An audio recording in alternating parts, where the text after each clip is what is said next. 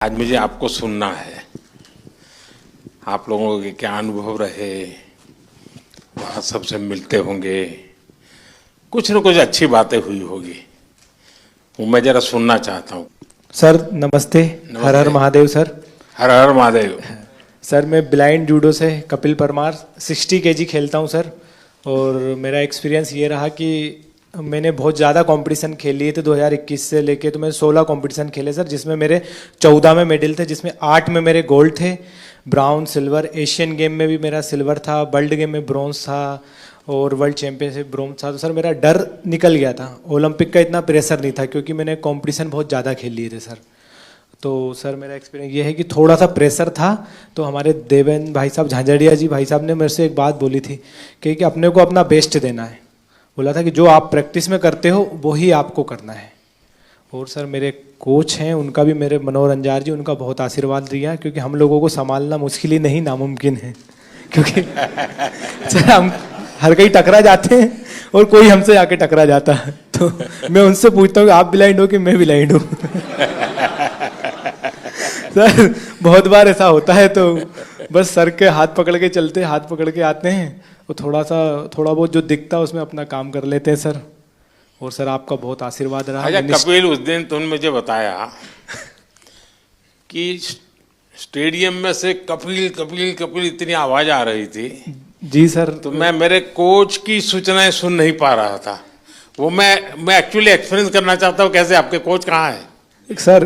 हाँ जरा बताइए क्या मुश्किल होता है। सबसे अहम बात है ब्लाइंड जूडो में कि जो इंस्ट्रक्शन हम लोग बाहर से देते हैं, जो इनको सिखाया जाता है, उसमें हम लोग एक कोडिंग करते हैं कि जब हम जाएंगे तो ये बोलेंगे तो तुम्हें ये करना है, क्योंकि वहाँ दिखता तो है नहीं कुछ। हाँ। तो उस दिन हमारे 2 मैट एरिया थे। एक मैट पे हमारी बाउट चल रही थी फाइट, और दूसरे पे जो है वो फ्रांस की फाइट चल रही थी। और फ्रांस की फाइट में इतना शोर हो रहा था, करीब 15 से 18 हज़ार दर्शक वहाँ थे। तो जिसकी वजह से जब ये सेमीफाइनल खेलने गए तो जो मैं बोल रहा था वो ये नहीं समझ पा रहे थे। और डेफिनेटली क्योंकि सेमीफाइनल का एक प्रेशर था, और जो खिलाड़ी था ईरान का, उससे पहले ये फाइनल में एशियाई खेलों में हारे थे, तो यकीनन उसका भी प्रेशर होगा।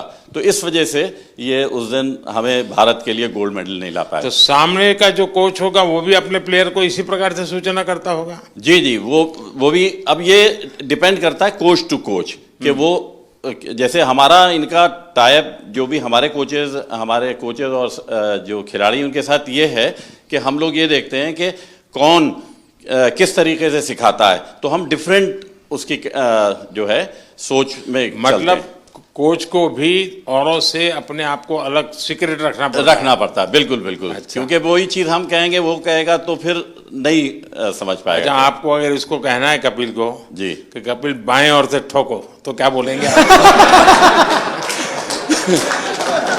हमारा कहना ये होता है सर, ऐसा ही होता है ना सर। हम बोलते कि हम मार दे, तो मैं सर अटैक तो करता हूँ, कभी खाली चला जाता तो वापस खड़ा हो जाता। लेकिन टेक्निक का नाम बताते हैं, जो पोजीशन आगे पीछे पाँव की दिखती है तो वो टेक्निक का नाम जो इनको सिखाया होता है वो बताते हैं, तो फिर ये वो अप्लाई करते हैं।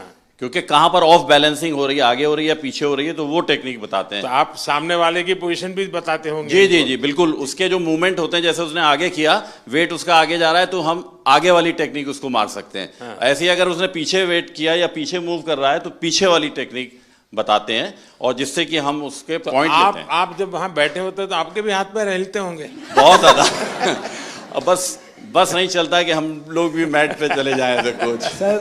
सर ऐसा हो रहा था कि सेमीफाइनल में जो रेफरी था, जो मेरे हाथ पकड़ के ले जा रहा था, उनके हाथ खुद धूज रहे थे। क्योंकि बड़े मैच में उनको भी डिसीजन गलत दे दिया, जैसे तो थर्ड एम्पायर रहता है पूरा, उसके बाद ही बताया जाता है, पर मेरा डिसीजन बहुत जल्दी दे दिया था रोल करके। वो मेरी भी गलती रही कुछ, सेमीफाइनल में मैं दब गया। पर नेक्स्ट टाइम मैं सर आपसे वादा करता हूँ 2028 में। अच्छा कर रहे हो, बहुत अच्छा कर रहे हो, बहुत बधाई हो। Thank you sir, thank you so much. जय हिंद सर। मैं एक सोल्जर हूँ और मेरी वाइफ है सिमरन शर्मा, और एक मेरे पास प्रीति है। मैं एथलेटिक का एक कोच हूँ, पैरा एथलेटिक का। तो मेरे 2 एथलीट है, दोनों 100 और 200 मीटर करते हैं। और फर्स्ट टाइम जो एथलेटिक में ट्रैक में मेडल आया है सर, मेरे ही एथलीट लेकर आए हैं अभी, और 3 मेडल आए हैं। हमारा काफ़ी वहाँ पे सीखने को मिला सर।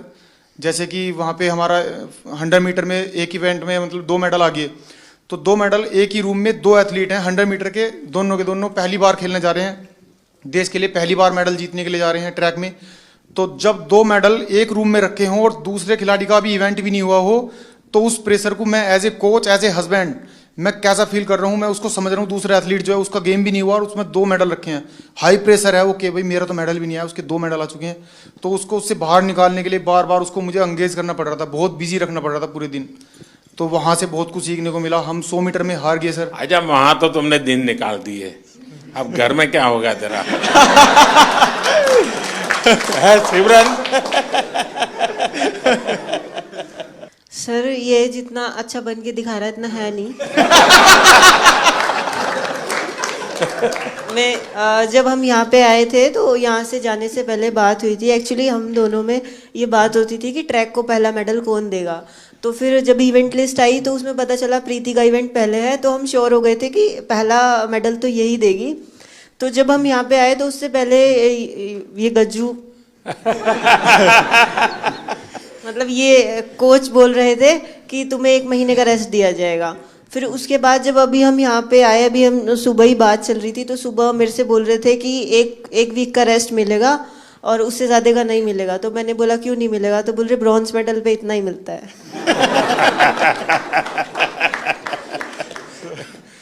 अब तुझे खाना नहीं मिलेगा।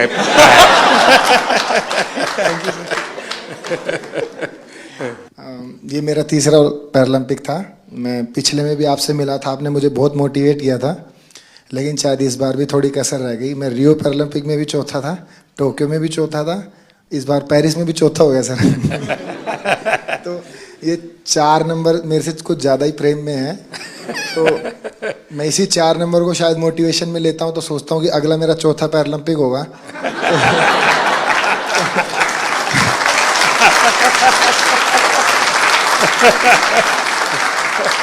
तो शायद चौथे में मैं कुछ करूं।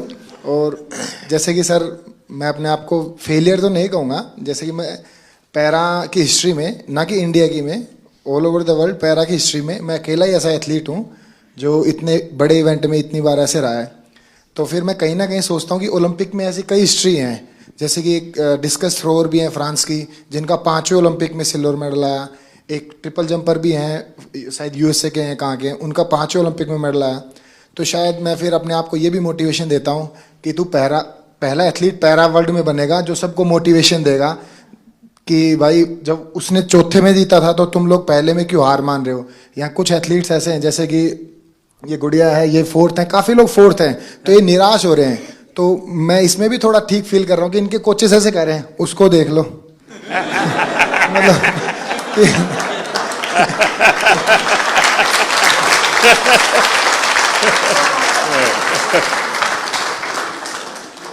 देखिए, मैं समझता हूँ कि आपका ये जो जीवन की तरफ देखने का दृष्टिकोण है ना, वो शायद आपकी सबसे बड़ी ताकत है। आप तो एक नया लॉजिक निकालो कि मैंने दुनिया को इतना दिया है कि मेरे रहते हुए अब तक 9 लोगों को आगे किया है मैंने,